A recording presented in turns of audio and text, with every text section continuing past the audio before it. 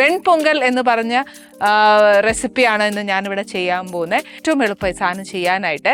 ഇത് ചെയ്യേണ്ട രീതി എങ്ങനെയാണെന്ന് വെച്ചാൽ അതിൻ്റെ ആവശ്യമുള്ള സാധനങ്ങൾ ആദ്യം അറിയണം. പച്ചരിയിലെ കായപ്പൊടി, അണ്ടിപ്പരിപ്പ്, പച്ചമുളക്, ഇഞ്ചി, വറ്റൽമുളക്, കുരുമുളക്, സാദാ ജീരകം, നെയ്യ്, ആവശ്യത്തിനുള്ള ഉപ്പ് വേണം, പയറുവരും. അപ്പോൾ ഫസ്റ്റ് ഞാൻ നമ്മുടെ കുക്കറിനകത്തോട്ട് ഈ അരിയും പരിപ്പും കൂടെ ചേർക്കും. കായം, കുറച്ച് അണ്ടിപ്പരിപ്പ്, കുറച്ച് പച്ചമുളക്, ഇഞ്ചി.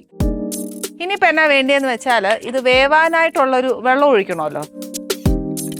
ഉപ്പിടേണ്ടവർക്ക് കുറച്ച് ഉപ്പും കൂടെ ഇടാം. ഒരുപാട് കുഴയല്ല, കുറച്ച് കുഴഞ്ഞ രീതിയിൽ വേണം ഈ ചോറ് വേവിച്ചെടുക്കാൻ. പ്രഷർ ഞാൻ 2 എണ്ണം എടുത്തേ.